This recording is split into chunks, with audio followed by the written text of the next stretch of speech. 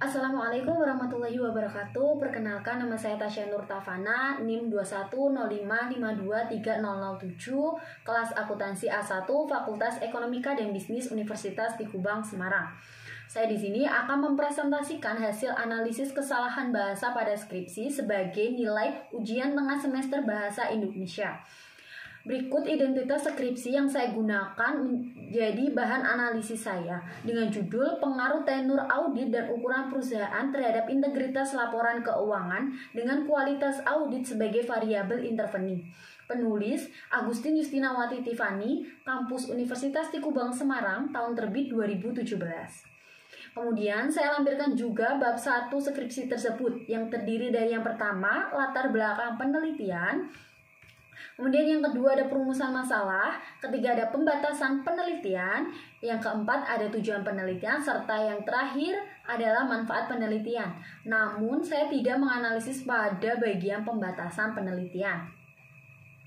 Yang pertama pada latar belakang halaman 1 bagian awal, diberi tanda koma sebelum kata dan.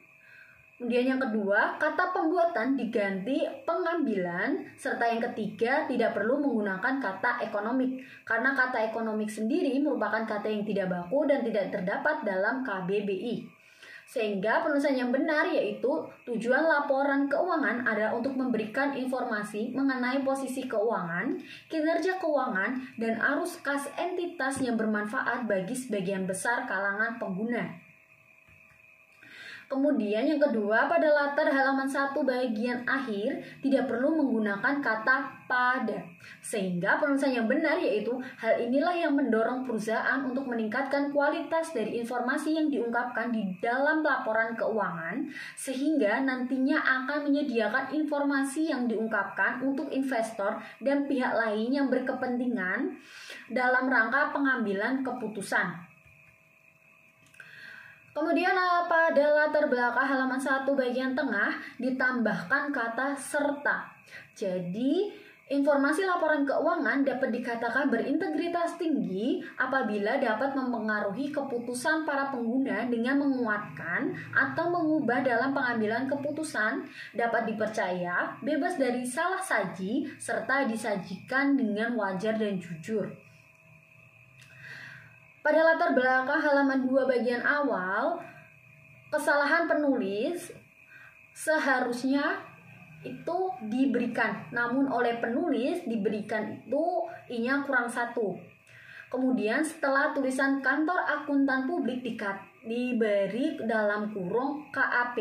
Hal ini untuk mempermudah pengulangan pada selanjutnya, sehingga yang betul adalah nantinya akan merugikan para investor, maka diperlukan pihak yang independen dan kompeten yang dapat memberikan assurance. Salah satunya adalah jasa audit yang diberikan oleh kantor akuntan pajak atau KAP yang independen. Kemudian pada latar belakang halaman 2 bagian akhir tidak perlu adanya pengulangan kata kualitas audit, sehingga kalimat karena kualitas audit yang tinggi akan diganti dengan kata untuk. Kemudian pembetulan adalah kualitas audit ini sangat penting untuk menghasilkan laporan keuangan yang dapat dipercaya sebagai dasar pengambilan keputusan.